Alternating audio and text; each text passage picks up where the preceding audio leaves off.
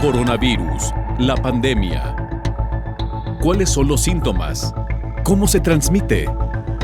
¿Qué puedo hacer para protegerme y prevenir la propagación de la enfermedad?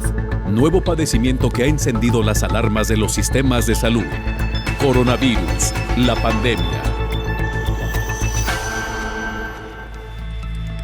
¿Qué tal? ¿Cómo le va? Bienvenido a este programa especial Coronavirus, la pandemia. Le recordamos que esta es una producción de la Universidad de Guadalajara que se transmite a través de Canal 44, la señal de todos, y que llega a México y América Latina gracias también a la señal de las televisoras públicas que se suman a esta señal. Queremos darle la más cordial bienvenida también a quienes nos escuchan a través de Radio Universidad de Guadalajara e invitarle antes de iniciar para que nos acompañe con sus comentarios y opiniones a través de nuestras redes sociales en Twitter y Facebook, @Canal 44 TV, o a través de WhatsApp en el 33 22 42 06 90.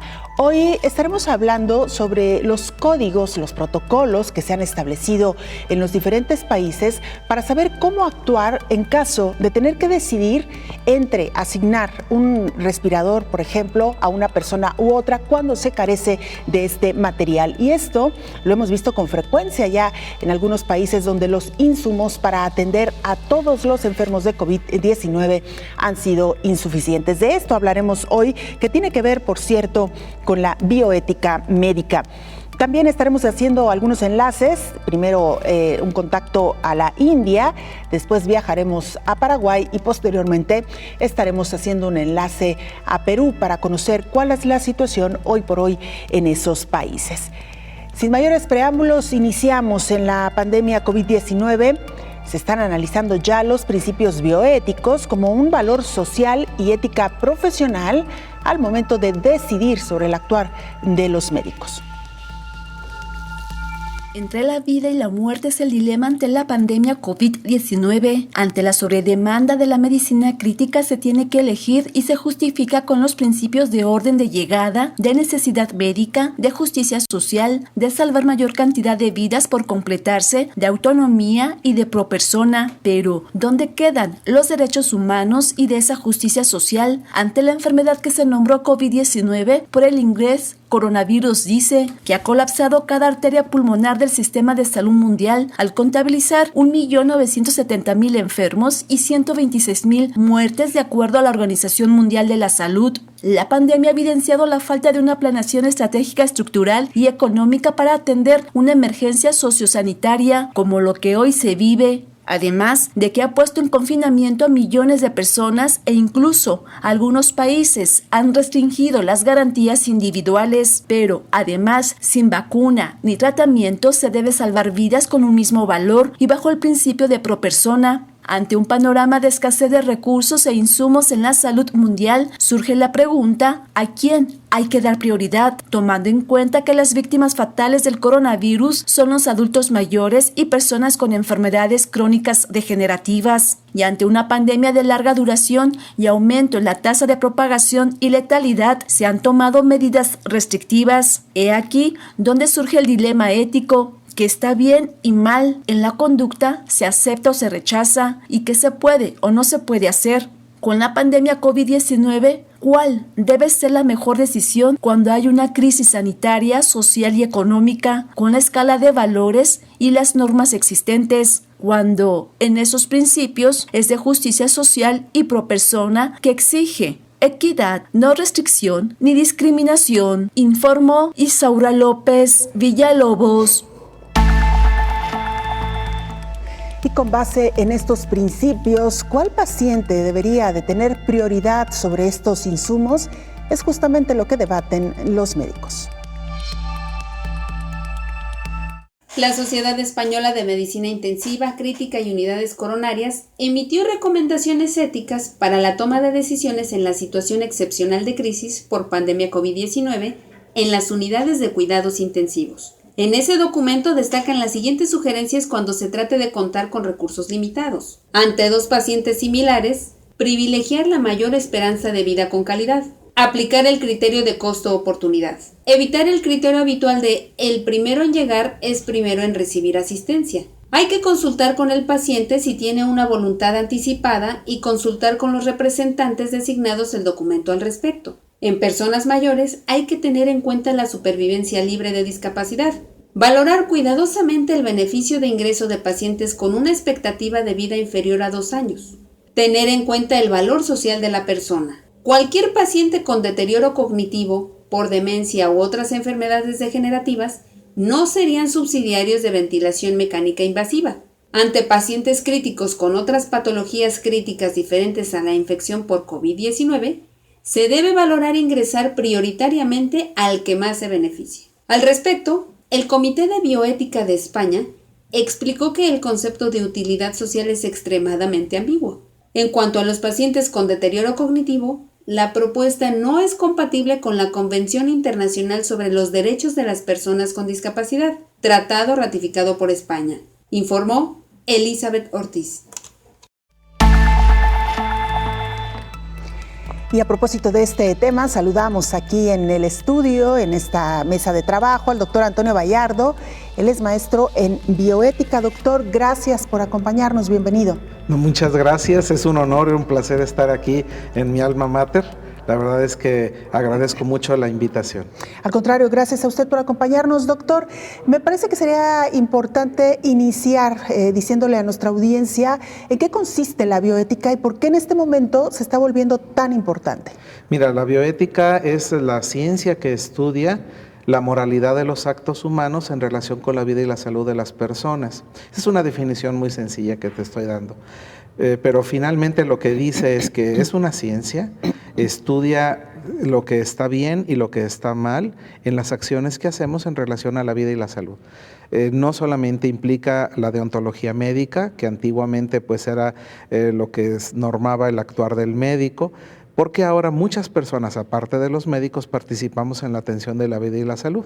Entonces, para englobar a todo el personal, es que el término ahora se denomina bioética.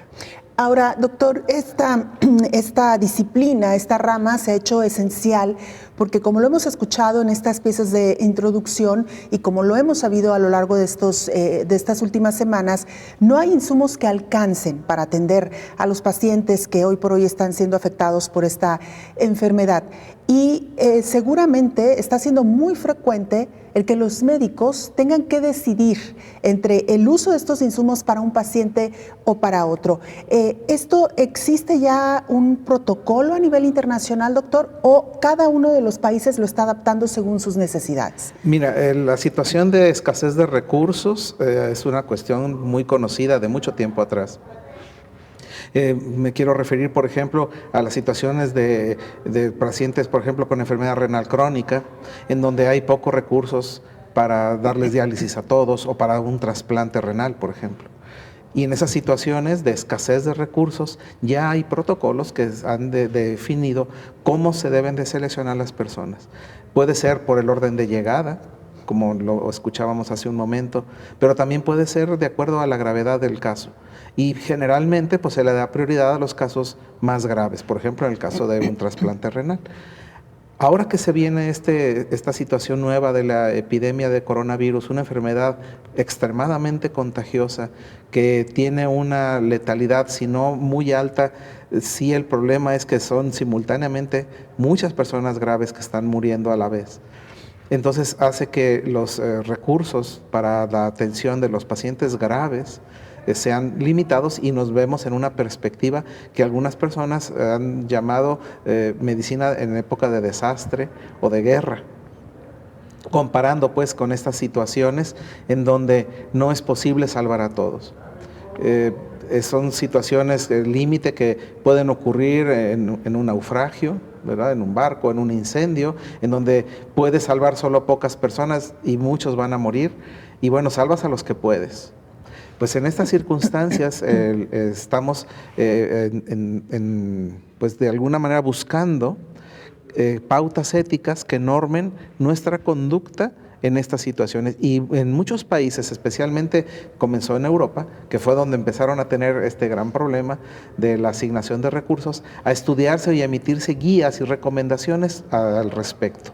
En México ya tenemos una guía del Consejo de Salubridad General que la verdad está muy bien elaborada, muy buena, en donde nos habla de cómo priorizar los recursos, porque idealmente pues queremos darle atención a todas las personas y no se le quiere negar a nadie la atención, pero se sabe que puede ocurrir, porque ya ha ocurrido en algunos países, que los recursos de repente ya no alcancen y entonces nos enfrentemos a la situación de escoger a alguien para recibir un recurso entre varias personas. Claro. ¿Qué fue lo que decidieron en Europa, por ejemplo, doctor? ¿Cómo lo manejaron? ¿Cómo manejaron esta situación?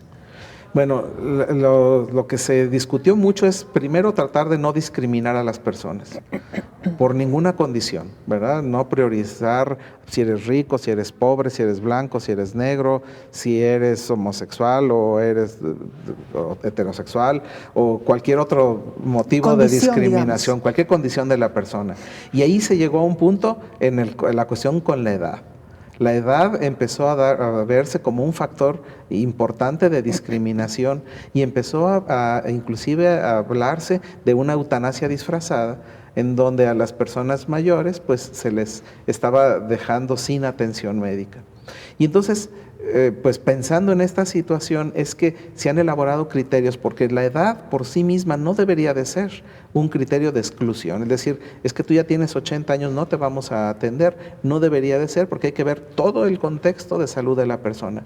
Finalmente se trata de racionalizar los recursos y darle la mayor oportunidad a la mayor cantidad de personas, salvar todos los que se puedan y no desperdiciar los recursos. Cuando tú estás viendo que por las circunstancias particulares de una persona, la probabilidad de salvarla es muy reducida, mejor asigna ese recurso a alguien que tenga más posibilidades. De eso se trata. Y en términos generales, entonces, se optó particularmente por la edad, fue como se decidió. Sí, de hecho, en Italia primero y después en España, llegaron a reducir en Italia a los 80 años y en España escandalosamente a los 60 años, que ya no se les admitía a las unidades de cuidados intensivos.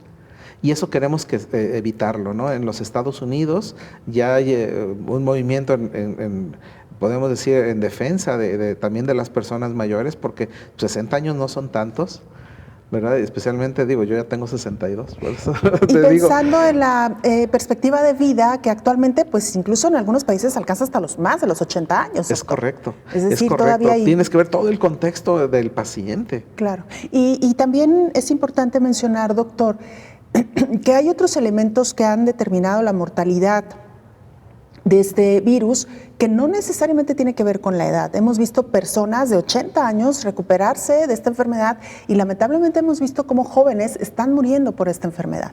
Así es que se tienen que tomar en cuenta y la guía que publica la Secretaría de Salud tiene un acierto en esto, en donde primero tienes que evaluar las condiciones generales de la persona.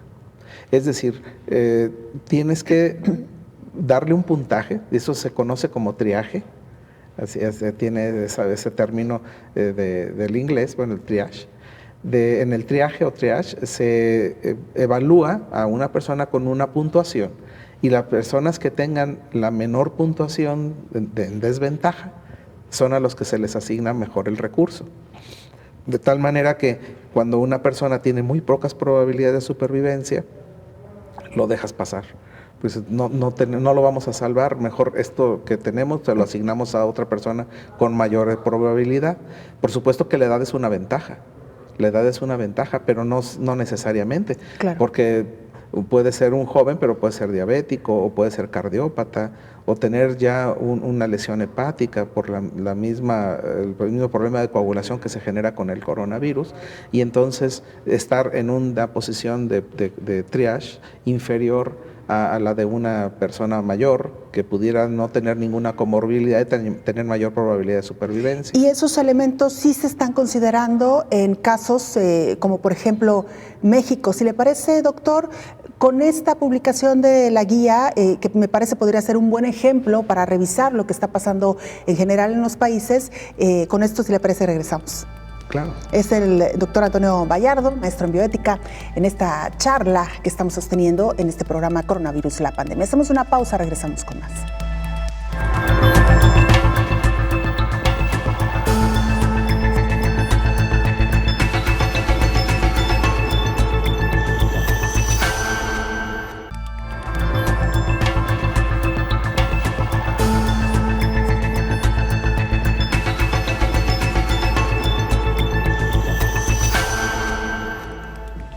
Estamos de regreso en este programa especial Coronavirus, la pandemia, y como todos los días hacemos contacto con Ginebra, Suiza. Nuestra compañera Isabel Saco, corresponsal además de la agencia EFE, nos informa sobre el más reciente informe de la Secretaría de la Organización Mundial de la Salud. Isabel, te saludamos y te escuchamos.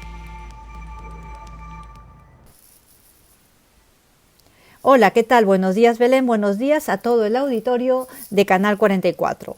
La lucha contra la pandemia ha entrado en una fase muy crítica tras el anuncio de Estados Unidos de que retira totalmente su respaldo financiero a la Organización Mundial de la Salud, de la que hasta ahora era el principal contribuyente. Esto ocurre cuando el número de casos globales de COVID-19 se elevan a 1.878.000, es decir, 71.000 más con respecto a la jornada anterior, mientras que el número de muertos es de 119.000, según el recuento más reciente de la OMS. Los datos en Europa son mixtos. En Italia los contagios y hospitalizaciones siguen disminuyendo, pero los decesos han aumentado un poco, mientras que en España los muertos han bajado, pero los nuevos casos han repuntado ligeramente. Europa tiene actualmente 943.000 casos, aproximándose así a la terrible cifra de 1 millón de infectados. Mientras tanto, en América hay 673.000 casos, de los cuales el 85% están en Estados Unidos.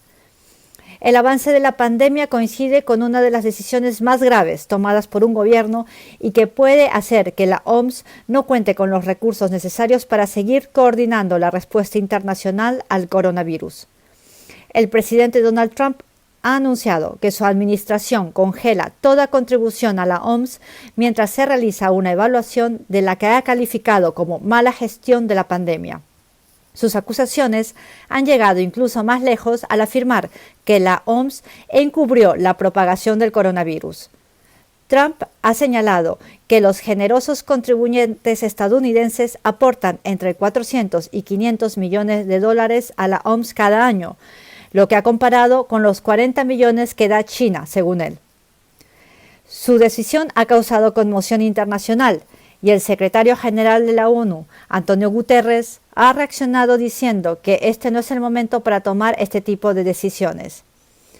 Ha indicado que una vez que se haya pasado la página de la pandemia, será el momento de mirar hacia atrás, de comprender cómo surgió la enfermedad, cómo se propagó de una forma tan devastadora y cómo reaccionaron los involucrados en esta crisis.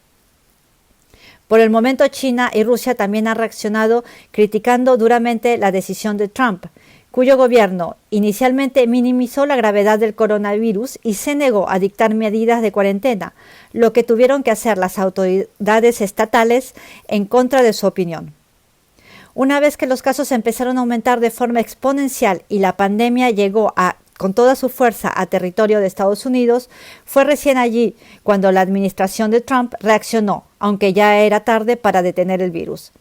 Los hospitales se vieron sumergidos de casos, sin capacidad para dar respuesta a las necesidades, y las cifras de muertos se dispararon, una realidad que Trump ha omitido en su discurso acusador contra la OMS.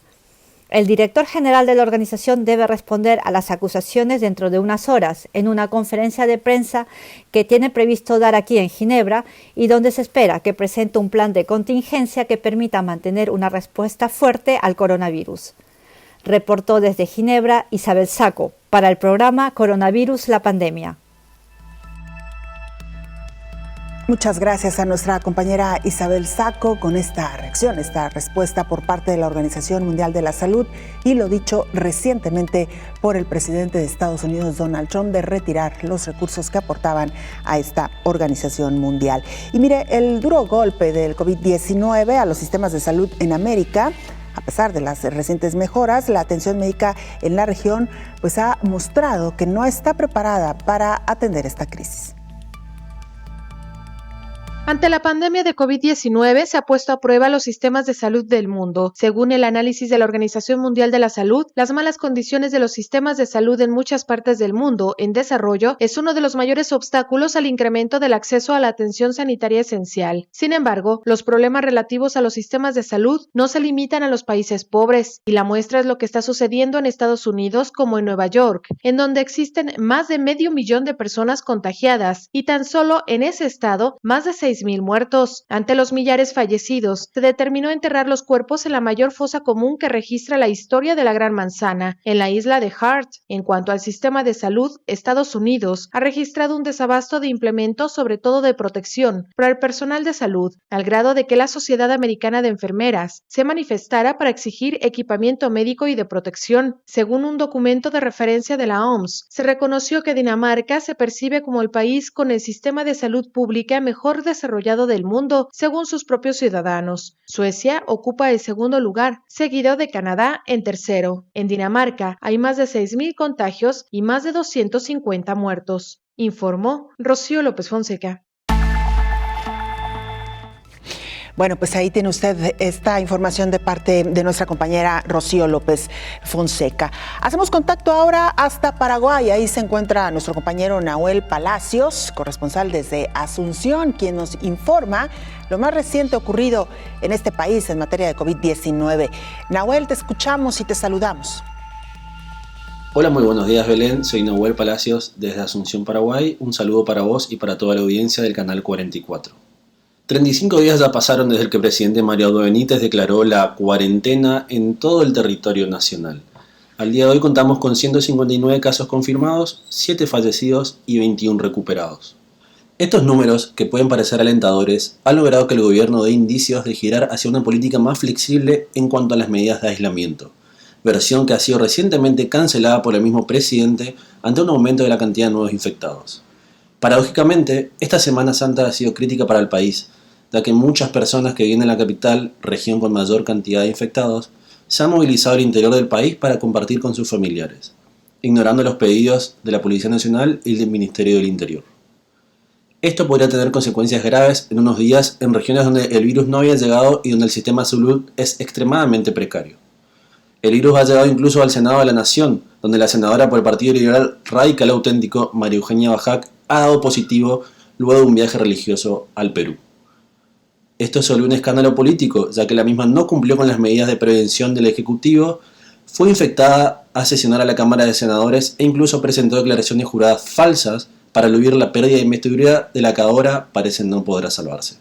Por lo pronto, el presidente sigue respaldando casi todas sus acciones en su ministro de Salud, el doctor Julio Mazzoleni, quien hoy realmente lidera esta lucha contra el coronavirus. Informó desde Asunción, Paraguay, Nahuel Palacios. Muchas gracias a Nahuel por esta información desde Paraguay. Regresamos a esta mesa de trabajo, la charla este día con el doctor Antonio Bayardo. Él es maestro en bioética y justo, doctor, abordamos este día pues la difícil situación a la que se tienen que enfrentar los médicos al momento de administrar lo poco que se tiene para atender una pandemia de esta magnitud. Me gustaría, doctor, que nos explique un poco ¿quién finalmente decide o cómo se decide, además de la condición del paciente, que ya no lo ha explicado, muchas veces por la edad, muchas veces por sus enfermedades asociadas, quién termina decidiendo de parte del hospital o de la parte médica a quién asignarle estos insumos? Bien, ordinariamente el médico tratante es el que solicita a la unidad de cuidados intensivos el ingreso de su paciente por las circunstancias en las que él se encuentra, y la unidad de cuidados intensivos, de acuerdo a la disponibilidad de recursos, pues le asigna o no lugar. Ahora con esta situación, el Consejo de Salubridad General está proponiendo la conformación de equipos de triage. Equipos de triage conformados por 3 personas.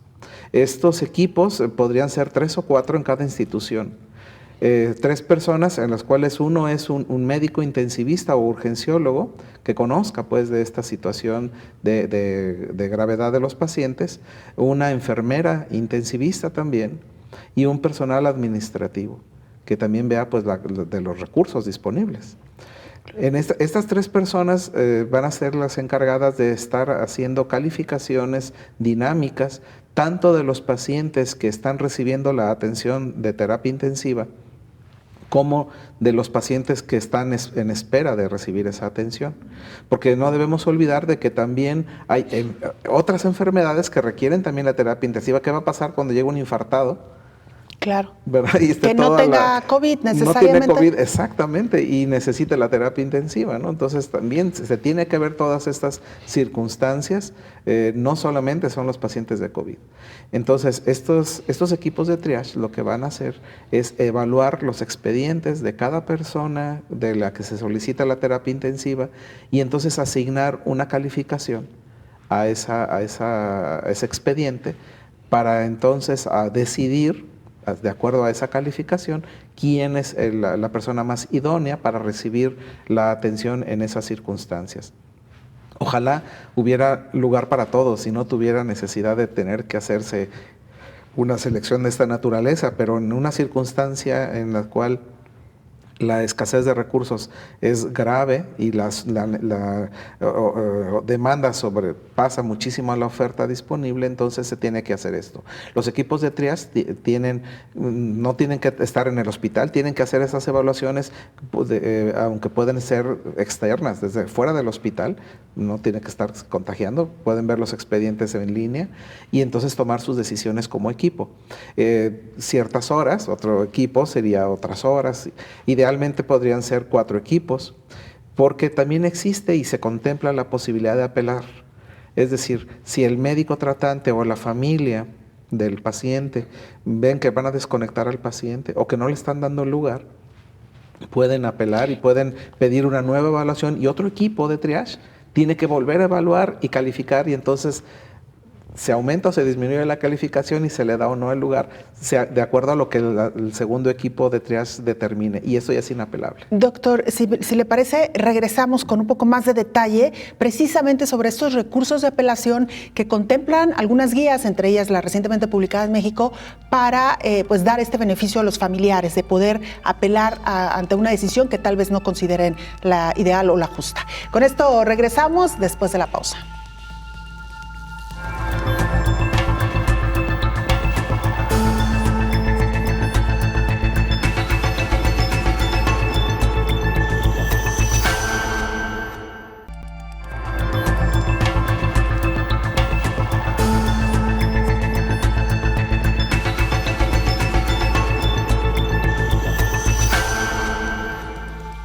Recordamos las formas de hacer contacto, @Canal 44 TV, nuestra cuenta oficial en Twitter y Facebook. Nos puede mandar mensajes también al 33 22 42 06 90, nuestra línea a través de WhatsApp. Nos trasladamos ahora a Perú. Ahí se encuentra nuestra compañera Ana Romero. Ella es reportera del canal de la Universidad de San Martín de Porres en Perú. Ana, te saludamos y te escuchamos. Hola Belén, muy buenos días, un saludo para ti y para todo el público de Canal 44. Hoy se cumplen 31 días de aislamiento social obligatorio decretado por el gobierno. La cifra de contagios en el Perú con relación a la semana anterior tuvo un incremento. Actualmente hay 10.303 personas que han dado positivo. De esa cifra hay que mencionar que el 37% de contagiados son de sexo femenino y el 63% son de sexo masculino. A la fecha hay 230 fallecidos. El presidente de la República, Martín Vizcarra, hizo importantes anuncios. En el orden político, dijo que las elecciones de abril 2021 se realizarán en la fecha indefectiblemente y adujo que no será candidato.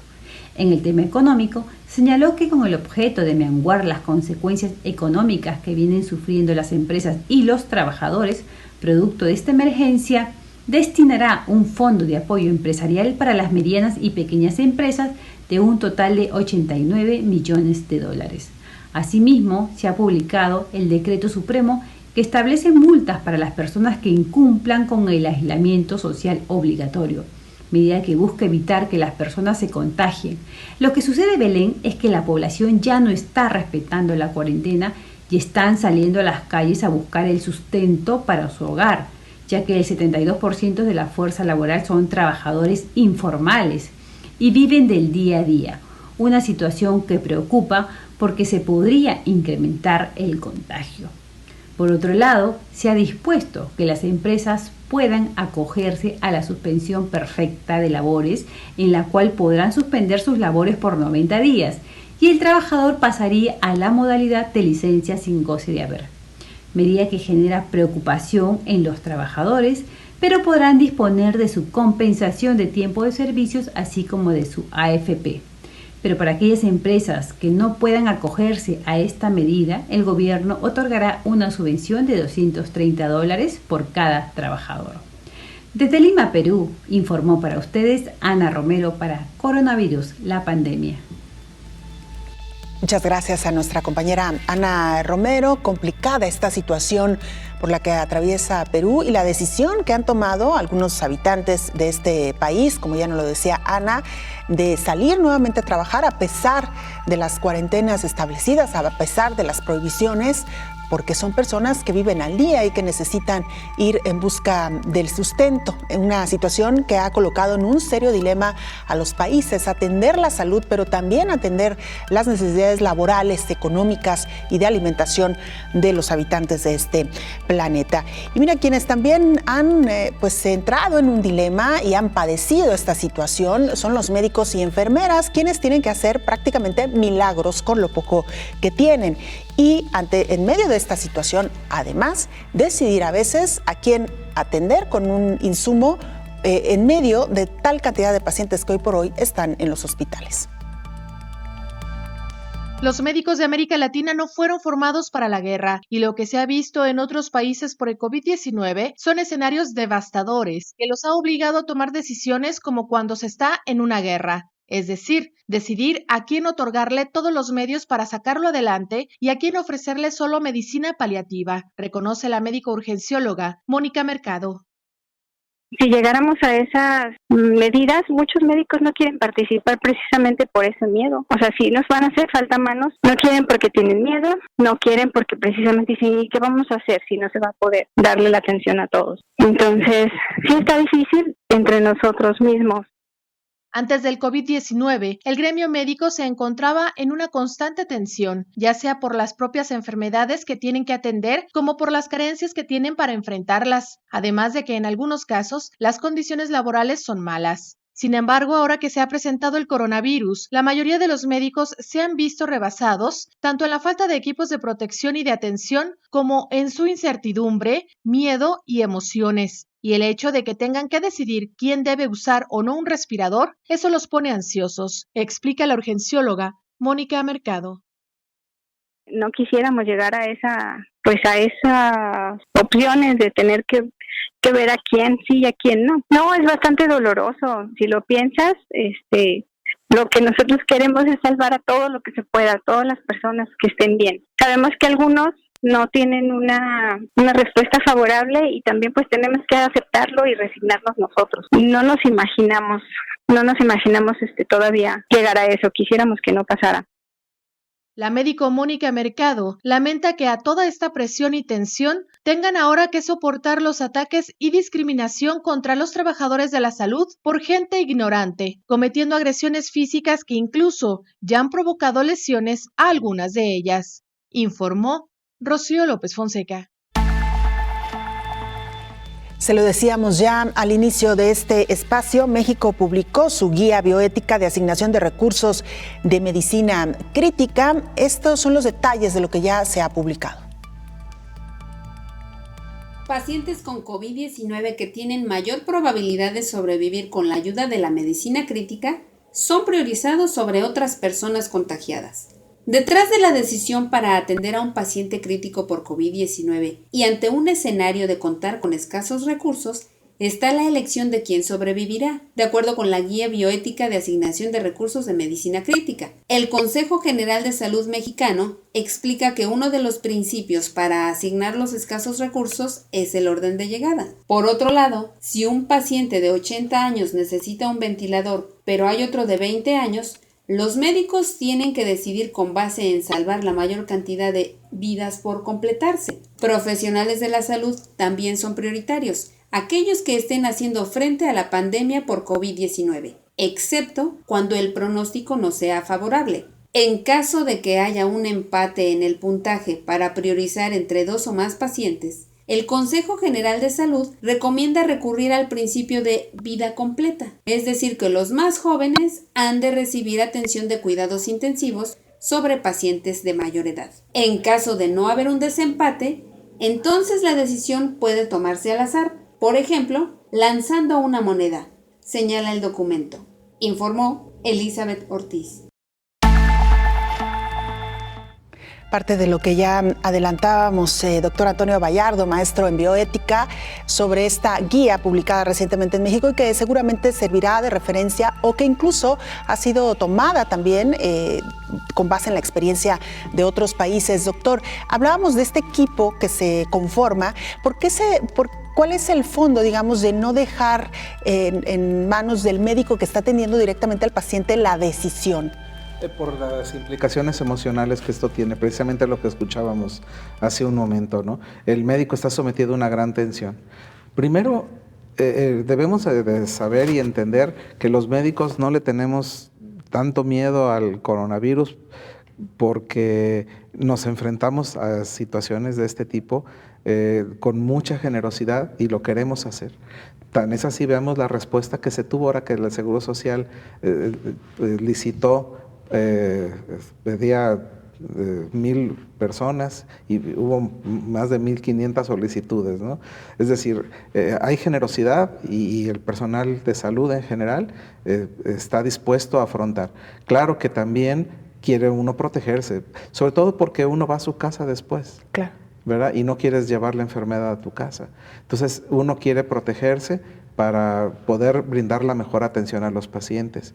Y entonces, creo yo que el que hay un equipo de triage independiente de los médicos que están atendiendo al paciente es saludable porque le quitas la atención al doctor. El médico va a exponerle al equipo de triage la necesidad de su paciente en particular y varios médicos lo van a hacer y entonces ya el equipo de triage selecciona sin tener un involucramiento emocional con el paciente, claro, sin tomar en cuenta situaciones, como te digo, discriminatorias que pudieran decidir que pues este es funcionario público o este tiene tal cargo o este es hijo de fulano o es pariente del senador perengano, qué sé yo, ¿no? Situaciones que luego se dan en nuestro medio. Un equipo de triage de esa manera podría, de una forma imparcial, sin conocer el nombre de las personas, nada más sus condiciones clínicas, hacer una calificación más objetiva y quitar esa tensión emocional en los médicos. ¿Se establecen tiempos para decidir, doctor? Porque estamos hablando que estamos en una enfermedad que corre a velocidad muy rápida y que los médicos y enfermeras trabajan contra reloj. Sí, esto es algo dinámico y los equipos de triage que propone la guía es estar haciendo evaluación continuamente. El paciente mejora, el paciente se deteriora, sube o baja su calificación de triage y entonces de acuerdo a esa calificación se puede decidir sacar a un paciente de la terapia y meter a otro. De acuerdo al comportamiento que vaya teniendo al tratamiento, porque debemos de saber que no hay un tratamiento para el coronavirus y que el soporte ventilatorio es solamente eso, ayudarle a respirar mientras con sus propios recursos el paciente sale adelante. Ahora, ¿cómo se le informa a la familia sobre una situación como esta? Porque seguramente nosotros siempre queremos que nuestro familiar sea el primero en atención y el primero que tenga todos los recursos. ¿Cómo se le informa, cómo se le dice a la familia que por la condición del paciente pues se le va a derivar los recursos a otra persona? Sí, esto es, según las guías, normalmente lo hace el médico tratante, pero en estas guías, para evitar esa situación de enfrentamiento del médico tratante con su paciente o su familia, se está proponiendo que sea el coordinador de ese equipo de triage el médico que está al frente de ese equipo de triage sea quien dé la cara ante los familiares y entonces les comunica las decisiones, tanto de aceptarlo en la terapia, de no aceptarlo en la terapia o de retirarlo de la terapia. Nos decía, doctor, que la familia puede apelar esta decisión. Sí. ¿A dónde puede recurrir y en cuánto tiempo se resuelve también una situación de este tipo? Prácticamente de inmediato. Debe haber otro equipo de triage, por eso yo creo que 4 son los más apropiados para que se estén rolando y que un segundo equipo de triage reevalúe el caso y le vuelva a dar una calificación de triage. Y entonces se refrenda el mismo número que dio el anterior, o se empeora o se mejora, pues de acuerdo a lo que dé el segundo equipo, la calificación a ese expediente. Y esa decisión pues ya es inapelable y tiene que ser prácticamente de inmediato. Muy bien. Doctor, nos quedan todavía varias inquietudes, varias dudas. Por ejemplo, ¿qué pasa cuando el paciente es un médico o una enfermera?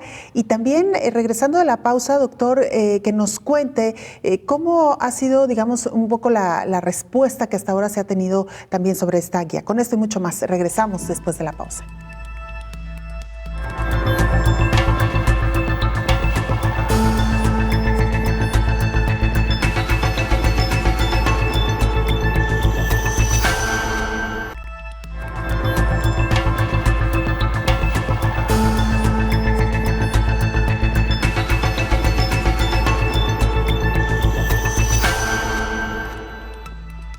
Viajamos a la India, ahí se encuentra David Asta, él es corresponsal de la agencia EFE y nos cuenta lo más reciente ocurrido en esta localidad, donde, por cierto, hemos tenido oportunidad de ver también en los últimos días pues imágenes bastante complicadas de cómo se está tratando de obligar a las personas a permanecer en su casa y también pues el avance rápido que ha tenido la enfermedad en este país. Nuestro compañero David Asta nos reporta. David, te escuchamos.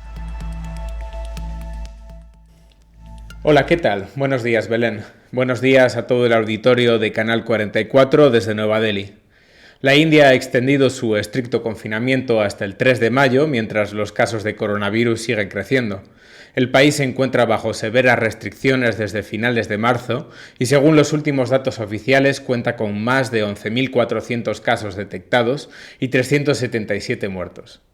Por eso el primer ministro indio, Narendra Modi, desveló el martes en un mensaje televisado que los más de 1.300 millones de ciudadanos indios seguirán confinados durante 19 días más.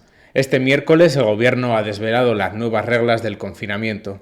Todos los transportes de pasajeros del país van a seguir cerrados, lo mismo que los comercios privados, excepto los más básicos como tiendas de comida o farmacias. Es obligatorio llevar máscara al salir a la calle y también en los centros de trabajo que siguen abiertos, y hay otras restricciones como la prohibición de que más de 20 personas asistan a funerales.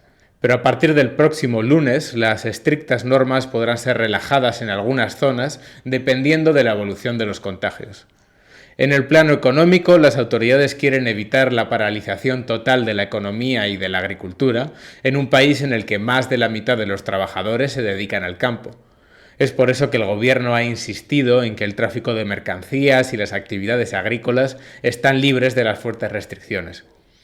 La extensión del confinamiento ha desatado aún más la inquietud entre los más afectados por el parón de la economía. Se trata de millones de jornaleros migrantes que trabajan en las grandes ciudades, pero que proceden del medio rural y que se han visto atrapados sin dinero y en muchos casos sin techo.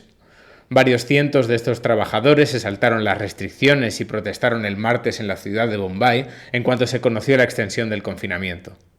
Reportó desde la India David Asta para el programa Coronavirus la Pandemia. Gracias a nuestro compañero David Asta, este reporte desde la India. Y mira, la Organización Mundial de la Salud está haciendo un llamado a frenar otro virus que puede resultar igual de peligroso que el coronavirus, y nos referimos al virus de la desinformación o de las llamadas fake news. La Organización de las Naciones Unidas ha hecho este llamado para evitar inundar las redes sociales de información carente de sustento científico y, por el contrario, llenarla con información confirmada, información científica. As the world fights the deadly COVID-19 pandemic, the most challenging crisis we have faced since the Second World War, we are also seeing another epidemic, a dangerous epidemic of misinformation. Around the world, people are scared, they want to know what to do and where to turn for advice. This is a time for science and solidarity. Yet, the global misinfodemic is spreading. Harmful health advice and snake oil solutions are proliferating. Falsehoods are filling the airwaves. Wild conspiracy theories are infecting the internet. Hatred is going viral, stigmatizing and vilifying people and groups. The world must unite against this disease too. And the vaccine is trust. First, trust in science. And I salute the journalists and others fact-checking the mountain of misleading stories and social media posts. Social media companies must do more to root out hate and harmful assertions about COVID-19. Second, trust in institutions, grounded in responsible, evidence-based governance and leadership. And trust in each other. Mutual respect and upholding human rights must be our compass in navigating this crisis. Together, let's reject the lies and nonsense out there. Today, I'm announcing a new United Nations Communications Response Initiative to flood the internet with facts and science while countering the growing scourge of misinformation, a poison that is putting even more lives at risk. With common cause for common sense and facts, we can defeat COVID-19 and build a healthier, more equitable, just and resilient world. Thank you. Bueno, este mensaje para quienes nos siguen a través de Radio Universidad fue transmitido en inglés, pero básicamente lo que nos está diciendo el presidente, o más bien el funcionario de la Organización de las Naciones Unidas es precisamente evitar otra pandemia, así lo ha dicho, que está infectando al mundo, y es la pandemia de la desinformación basada en el odio y el poco respeto hacia el prójimo. Y quiero aprovechar la presencia del doctor Antonio Vallardo, maestro en bioética.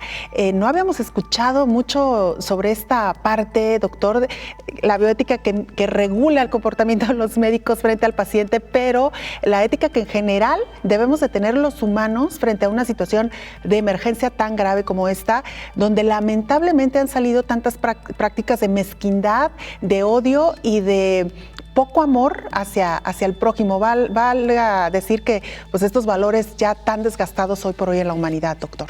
Sí, me llama la atención, bueno, este término de desinfodemia, en donde pues es una epidemia de desinformación, en donde surgen cantidad de mentiras que han inclusive ocasionado tragedias, ¿verdad? Como la que recientemente ocurrió en Irán, con las personas, más de 3,000 intoxicados con alcohol, más de 100 muertos, por tomar alcohol industrial que salió en las redes sociales que servía para tratar el coronavirus. Es una barbaridad que está sucediendo, que esta desinformación, esta plaga de elixires o de remedios, a veces absurdos, ¿verdad? De que si enjuagas con solución salina tu boca, o que si te pones un secador de pelo en la nariz, qué sé yo, ¿no? Cantidad de cosas absurdas que salen en las redes. No debemos de hacer caso a eso. Debemos de buscar los canales oficiales de información. La ciencia pues habla de la realidad de las cosas comprobadas que nos pueden realmente decir qué sirve y qué no. Pero tiene que haber estudios, tiene que haber comprobación, y eso está ocurriendo también ahorita en relación con los tratamientos que se están experimentando en el mundo.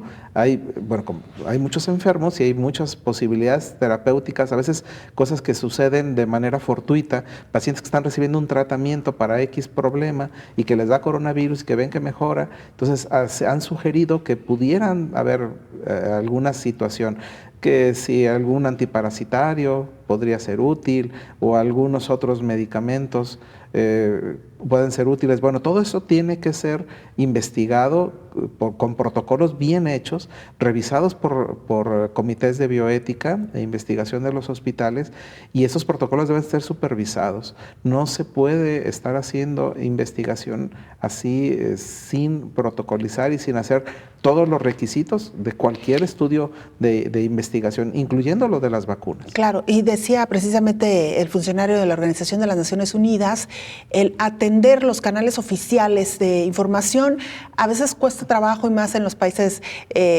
pues tenemos que decirlo, de América Latina, confiar en las autoridades, pero es momento pues de sumarnos y de cerrar filas en torno a esta situación y sobre todo seguir los canales oficiales, como ya lo decía también usted, doctor. La intención de un programa como este, Coronavirus, la pandemia, tiene esencialmente esa intención, traer a los expertos, las voces autorizadas, la parte oficial confirmada para poder informar a nuestra audiencia. Doctor, nos quedan apenas un par de minutos y el tema central de este día tiene que ver precisamente con esta guía o las guías que se han publicado en cada país para la asignación de recursos cuando estos no son suficientes para la cantidad de pacientes que se atiende.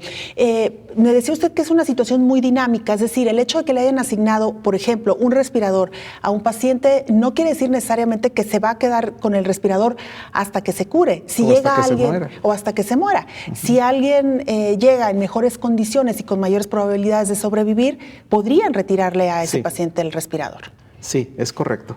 Es correcto. Las guías sugieren esa posibilidad y es que estás asignando recursos escasos y si estás viendo en un momento dado que una persona ya no está siendo beneficiada de ese recurso, pues ¿para qué se lo dejas?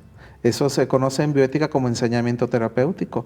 No tienes por qué estar poniendo a una persona con un tratamiento que no le está dando beneficio. En términos generales, doctor, de lo que se trata esto y crudamente y fríamente es de darle los recursos a quienes tienen mayores posibilidades de sobrevivir. Sí, salvar la mayor cantidad de vidas que se pueda.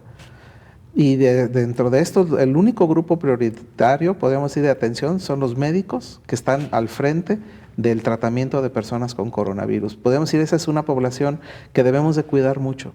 Estas personas que están entregando su vida al frente del tratamiento, si se llegan a enfermar, tienen prioridad para recibir tratamiento. Que es una parte importante que contempla también esta guía, doctor, porque al final, si no tenemos médicos y enfermeras, ¿quién cura al resto de la población? Por supuesto. Y lamentablemente también se han dado muchos hechos de violencia en contra de los médicos y enfermeras, tristemente, es ¿no? irracional, sí. Doctor, bueno, pues interesante sin duda esta charla, apenas un minuto para hablar también sobre las pruebas que se están haciendo en vacunas, ya lo mencionaba usted, doctor. ¿Qué dice la bioética en estos casos? Bueno, que se tiene que cumplir todos los protocolos de investigación médica y en algunos casos estamos viendo que no se están llevando a cabo. Por ejemplo, en China se están brincando la parte de experimentar con animales, están experimentando directamente en humanos y eso parece que no es correcto. Un comité de bioética no debería permitir ese tipo de experimentación en humanos que no cumplan todas las fases correctas como debe de ser un protocolo de investigación. Que las prisas no nos hagan saltarnos algunas disposiciones. Doctor, así es. Como siempre, un gusto charlar con usted. Gracias por acompañarnos. No, es un placer la invitación. Gracias. Es el doctor Antonio Bayardo, maestro en bioética. Nosotros llegamos así al final de este programa especial Coronavirus, la pandemia. Gracias por habernos acompañado. Le invitamos y le esperamos en la próxima emisión.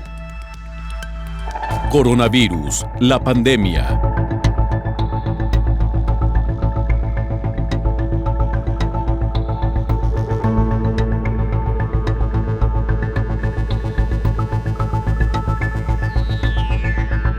Coronavirus, la pandemia.